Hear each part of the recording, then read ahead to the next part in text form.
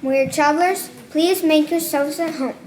I, Homer, shall tell you a tale as you rest your tired bones for a while. Long ago, in a land where rugged cliffs meet glassy seas, there lived unique people. These ancient people called themselves the Hellenes, but you probably know them better by their Roman name, the Greci, or in their tongue, the Greeks. The Greeks valued wisdom and beauty.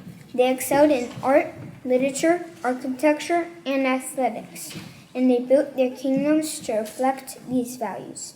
Now please allow my fellow poet, Hesiod, to continue the tale.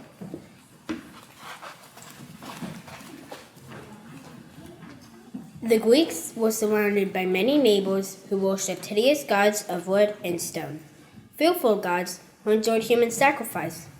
The Greeks prided themselves on being unlike their foolish neighbors. Instead of roughly carved, cold, and barbaric gods, they fashioned their gods in the image of man, who followed his virtues and vices. The great playwright Sophocles will tell you more.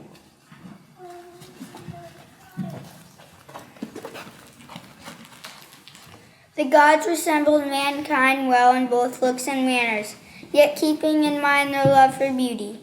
The Greeks imagined beings who were mightier, more radiant, and wiser than mere mortals. The Greeks insisted that despite their vices, these gods were perfect and without fault. And they were perfect reflections of our own nature. The tales of these gods regaled our feats and revealed our flaws. Euripides, my fellow playwright, will carry on from here.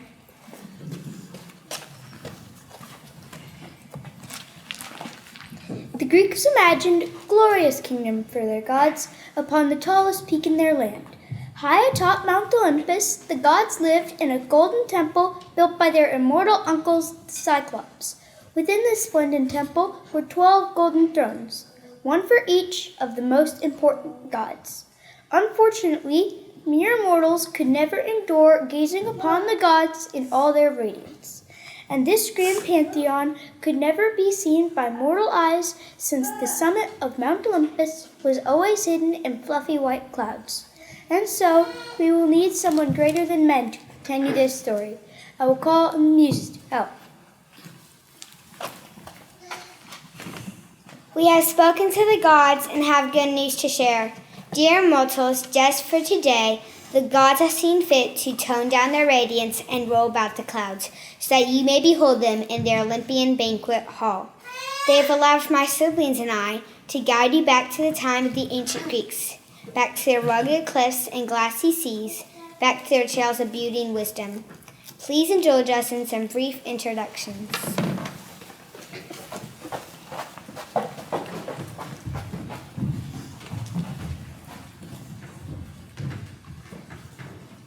Calliope, muse of epics. Urania, muse of astronomy. Terpsichore, muse of dance. Erato, muse of lyrics. Thalia, muse of comedy.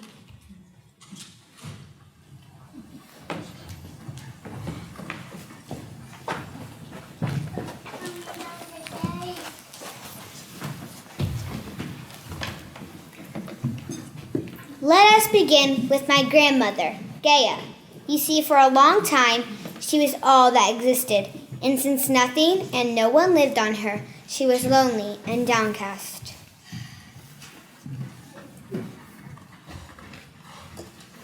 But one day, she happened to lift up her eyes and see my grandfather, Uranus, the sky. He wore a crown which was speckled with bright, shining stars and caught Gaia's eyes quite easily.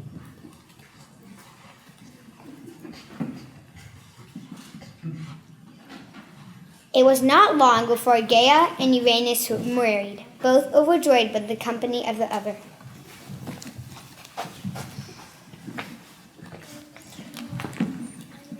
Uranus quickly became known as the mighty lord of the universe. He was respected and feared by all. Soon after their marriage, Gaia became Mother Earth, bountiful and full of life. All living things arose from her.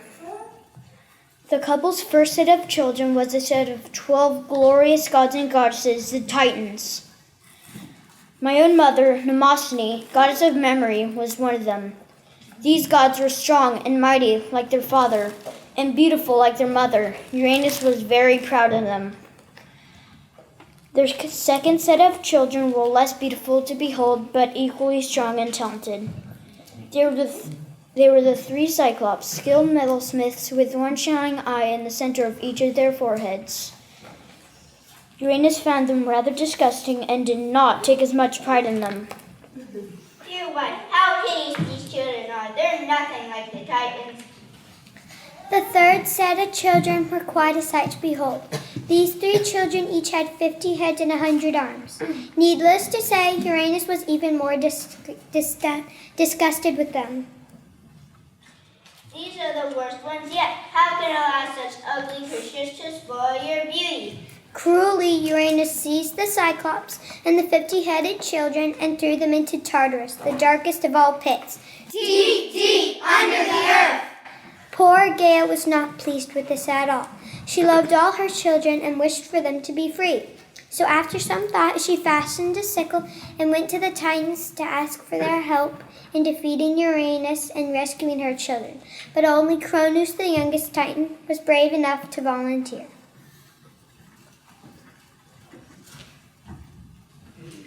Although I'm young, I'm strong. I'll free my brothers using the sickle that my mother gave me.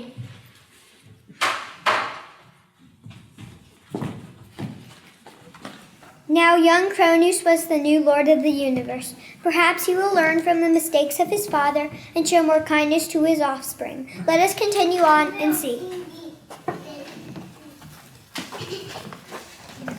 Cronus did not free his siblings as he had promised his mother.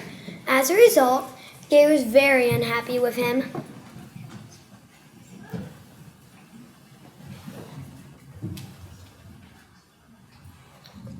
Instead, Cronus married the Titaness Rhea and took pride in his firm rule over the world. During his reign, mankind enjoyed a peaceful golden age, living a prosperous life safe from theft and violence. It was a glorious age on the earth. However, it soon became clear that Cronus had learned nothing from his father's mistakes. Wanting to prevent his children from overthrowing him, as he had done to his father, Cronus swallowed each of the children as soon as they were born.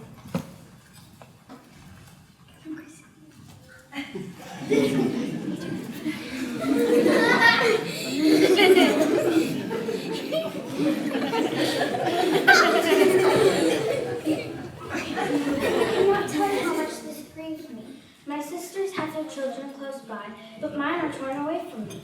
Is there no one who can help me? This is just the opportunity I was waiting for. Finally, a chance to save my grandchildren from their cruel father and have revenge on my son for beating his brothers and sisters. Dear child, Mother will help. Come over to me and let me whisper a prayer in your ear.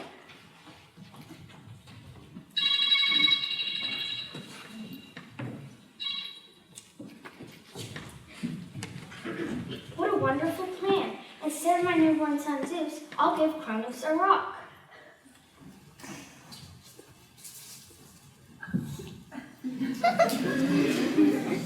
Rhea hid Zeus away on the island of Crete, where he was able to grow up safely. Cronus never knew he was there. Like his father before him, Zeus, the youngest of his siblings, soon grew up to be the mightiest of the gods.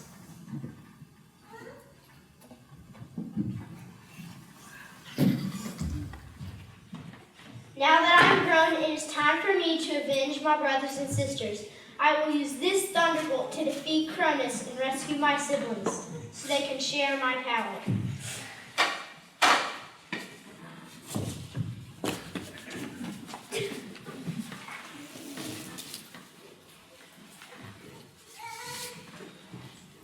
Zeus won a great victory over Cronus and became the next lord of the universe. He set the Cyclops free and sent the Titans to Tartarus and a few other spots, and asked the 50-headed children to stand guard at the gates of Tartarus. Mother Earth was not entirely pleased with this outcome. Once again, some of her children were trapped in Tartarus. She tried a few times to overthrow Zeus and set her children free, but never quite succeeded. It seems the fates wanted Zeus in charge. Zeus ruled very differently than his father and grandfather. He was glad to share his power with his siblings and several of his children. He even requested a golden throne to be built for each of them. So now, let me invite you to see what no mortal has seen before. Please make yourselves at home as we enter into the banquet hall of Mount Olympus. Here, you will witness Hermes announcing the arrival of the gods, and they will introduce themselves, beginning with Zeus's siblings. Her Majesty, Hera, Queen of Olympus.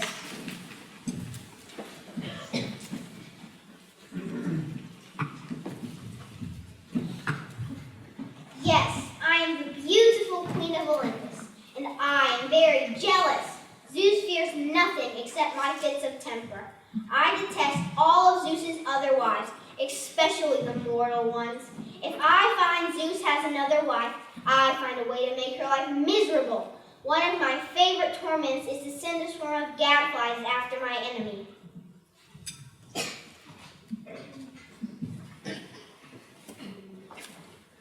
Hestia, the humble eldest sister of Zeus, goddess of the harp.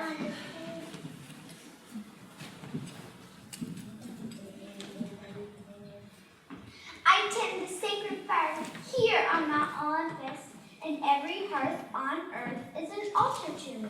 Unlike my sister Hera, I prefer gentleness and kindness.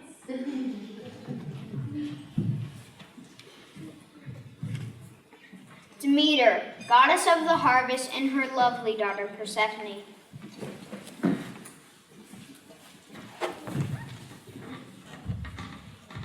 I cause all plants and crops to grow, providing beauty and food for the people on earth. My daughter Persephone is my constant companion. I love her dearly and cannot bear to have her out of my sight. But one day, when I was visiting the earth, she was playing in a meadow. She wandered away from me. I did not know where my daughter had gone. I searched far and wide, but could not find my precious daughter. And with the help of a swineherd, I soon found out she had been stolen by Hades. Hades, my gloomy uncle.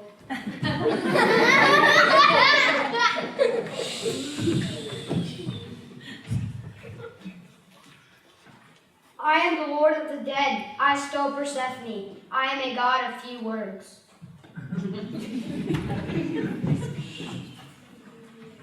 Hades took me to the underworld, where I learned that mortals fear him so much they won't even say his name, lest they catch his attention. Instead, they call him the rich one, because he has all the precious things of the earth, like gold, silver, and gemstones. They also call him the hospitable one, because he has plenty of room for all who enter his gates. After he stole me, I became his wife, and queen of the underworld, though I did not want to stay.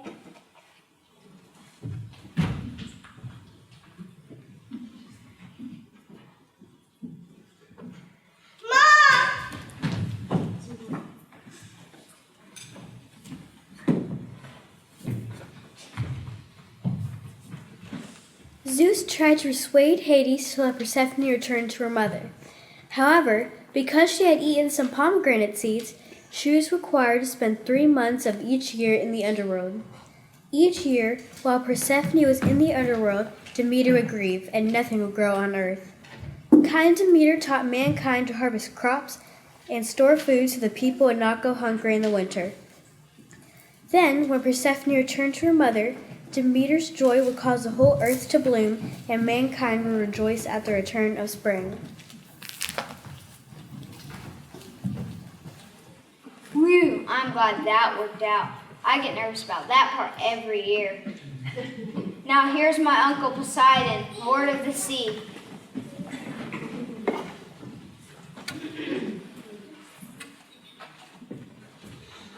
Like the sea, I can be a moody and an unpredictable god. People call me the Earth Shaker because When I hit my trident upon the ground, the earth shakes and cracks. When I strike the sea, huge waves rise up, destroying everything in their path. But when I am calm, the sea is still. You won't often find me at home. Being the creator of horses, I spend most of my time racing the waves with my swift team. Now that all my siblings are seated, I'd like you to meet my Olympian children. Hermes, who do we have first? My dear brother, the hard-working and peaceful Hephaestus, son of Zeus and Hera.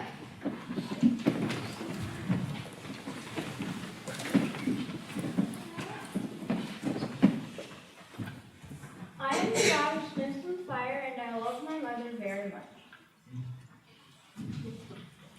You may have noticed my limp. I have not always walked this way. You see, one day when my parents were arguing, I took Hera's side, and that made Zeus so angry that he grabbed me by the legs and hurled me all the way down to the island of Lemnos. Ever since, I have walked unsteadily, as you now see. Despite my weak legs, I am a skilled metalsmith. In fact, I made these 12 thrones. What do you think of my handiwork? Wow! Thank you kindly.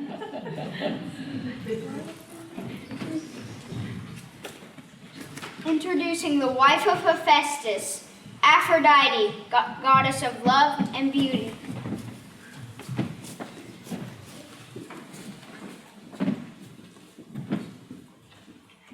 I am not actually a child of Zeus. I am neither mother nor father. One day I mysteriously rose over the sea on a cushion of foam. The west wind spotted me first and blew me to the island of Scythia. There the three graces greeted me and dressed me in fine garments, and sent me in golden chariot to Mount Olympus. Zeus was worried that since I am so beautiful, the gods would start to marry me. So he chose my husband Hephaestus for me. To be honest, I'd rather be married to tall and handsome Ares. Well, look who it is. Ares, my tall and handsome brother.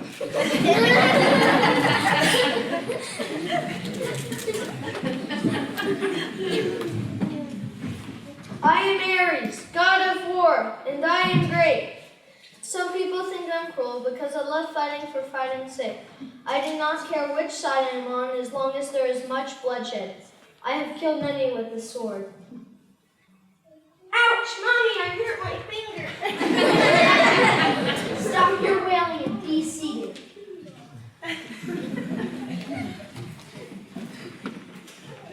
Athena, the wisest of us all, daughter of Zeus and the prudent Metis.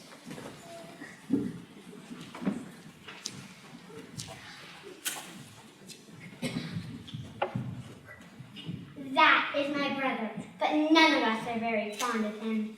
I loathe his vanity and senseless bloodshed. I am the goddess of wisdom, and my father's favorite child. Hi, Daddy. We have a very special bond. You see, I was born fully grown right out of my father's head. That's because he swallowed my mother, so we'd never be without her wise counsel. This shield has helped me in many battles, but unlike my brother, Ares, I only fight for just causes. Perhaps you've heard of the city of Athens. I won that city in a contest against Poseidon. He gave the city a useless, saltless drink. I gave them an olive tree. This has many practical uses. Naturally, the people liked my gift better. So now I watch over the city and shower them with skills in arts and crafts.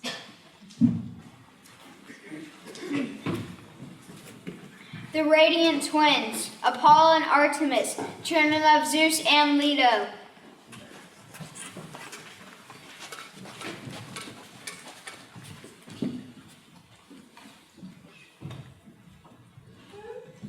I am Apollo, the god of light, music, and reason, and this is my twin sister Artemis. I am the goddess of the hunt and all newborn creatures. My father gave each of us these bows along with a set of arrows. My arrows are sharp and strong like the rays of the sun. My arrows are as gentle as moonlight and give no pain to whomever they hit. I love the freedom of hunting in the woods so much that I asked my father if I could remain unmarried. He kindly consented, so I remain a free young huntress forever. My brother and I have always been great friends, but things changed when I became friends with a talented hunter named Orion. Since we shared the same hobby, Orion and I spent most of our time together, and Apollo was just plain jealous. Although Apollo sent a scorpion that killed Orion, I soon forgave him, and together we fashioned Orion's image into the brightest constellation of the winter sky. That way my dear friend will never be forgotten. Being the god of music, I trained the 9 muses to sing beautiful melodies together. I used my lyre to tune their voices. I traded my entire herd of sacred white cows for this lyre, but I'll let my brother Hermes tell you that story.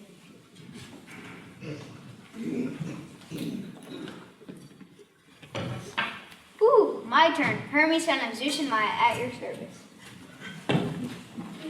I remember that day well. It all started when I decided to be an Olympian god. I was born in a cave, but being Zeus's son, I felt I deserved to live on Mount Olympus. So one day, just after I was born, I stole 50 of Apollo's sacred white cows. I did this in a very clever way. I drove the cows out of the pasture backwards. That way, it looked like some kind of giant had led something into the pasture and that nothing had been taken out. I figured that would slow down my brother a little. I hid the cows, sacrificed 2 of them to the Olympian gods, including myself, of course, and used their entrails to make the strings for the very first lyre. When Apollo came looking for me, I pretended to be innocent. Oddly, he didn't believe me, so he chased me to Mount Olympus, where Zeus encouraged me to make amends. I offered Apollo my lyre in exchange for all of the cows and his magic wand. A pretty good bargain, wouldn't you agree? Zeus was so proud of my cleverness that he made me one of the Olympians. My plan had worked. So you see, my way of talking myself out of trouble and my quick thinking made me the perfect god of merchants, travelers, thieves, and all those who live by their wits. Hermes had a few other jobs as well. His gift for talking made him perfect herald of the gods. He helped merchants to close good deals with politicians to speak convincing words. He graciously taught men to use words of persuasion to talk themselves out of trouble. A faithful guide, he kindly led travelers to the best roads and deceased to their final home in the underworld. Now all the thrones are full. But wait, Dad has one more son, Dionysus, the jolly god of wine. Are you kidding me? His mother was mortal. He can't join us. And besides, there are no more thrones. He may have my throne. I'd rather be closer to the hearth. But enough, Hera. Come join us, son.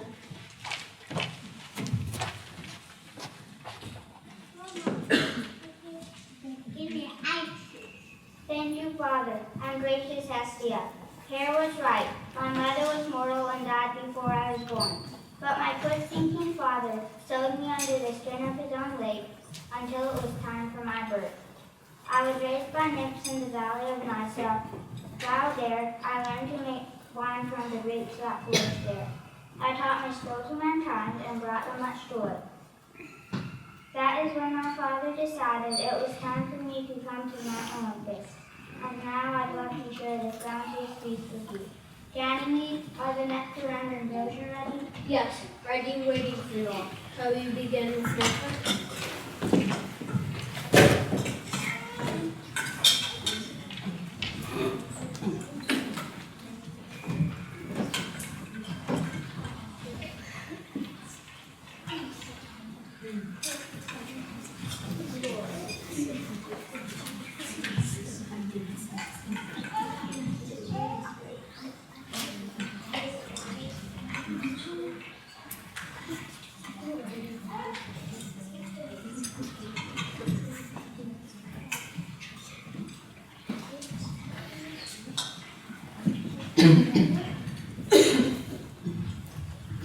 Everything there is a season and a time for every purpose under heaven. The rule of the gods was not meant to last forever. As with all humans' endeavors, the time of the Greeks came to an end. Even though the muses are now silent, their stories continue to be told. And as we rejoice in the fact that the heavens declare the glory of God, we see the constellations designed by the ancient Greeks. And we are reminded of their great tales which regale our feet, reveal our flaw, and unveil a need for a God that is fairer than anyone these myths can offer.